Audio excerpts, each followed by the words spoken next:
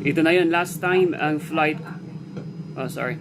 So last time, yung kunwari flight ko, di ba, totoo, dito lang pala yun, hindi totoo.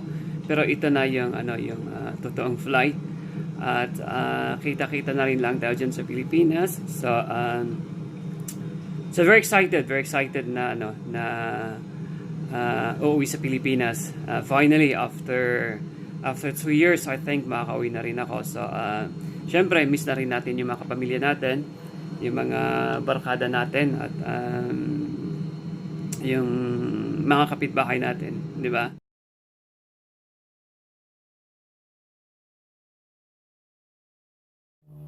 Anak, isaganak na gito yung usar mo, ha? Ihanda ko lahat yung mga gamit mo para mag sa Pilipinas. Ito yung mga anak, ha? Huwag mong kalimutan. Ito yung mga pasalubong mo. Bumili ako ng imported na dato puti. Binili ko yan sa Filipino shop, ha? Ayan. So, bumili din ako ng imported na soy. Binili ko sa Filipino shop. So, iuwi mo to, ha? Tapos, meron din tayong imported na, patis. Ayan. Isang suka pa kasi ang dami nating relatives. So, paghati-hatian nila itong dato puti. May konting pansit, yung mo rin ito imported yan. Binili ko dun sa Filipino shop. Isama mo na rin itong gitara, ha? Para kumanta ka dun sa flyover o dun sa kumanta ka dun sa, dun sa overpass, ha? Ayan. So, yung mga gamit mo anak, ha? Inayos ko dito, lahat yan. Tapos, basta ang bilin ko sa'yo anak, ha?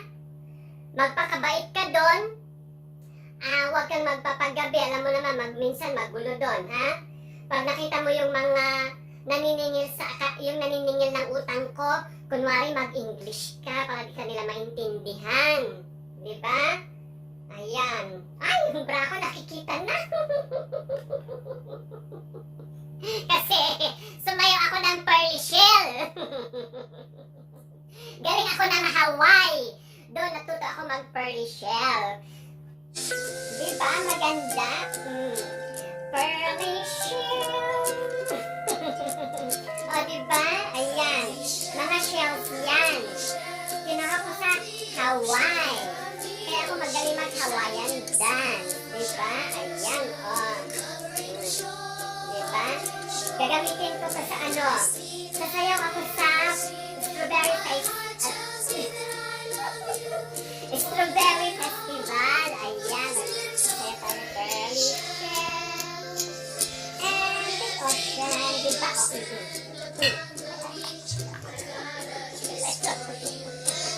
ini, pearly shell. And the ocean.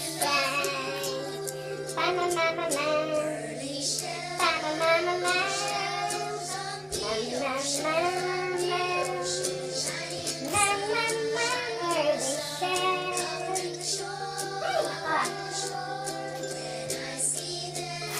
Diba? Ang patis at dato puti. Purple pearly shell. Purple pearly shell.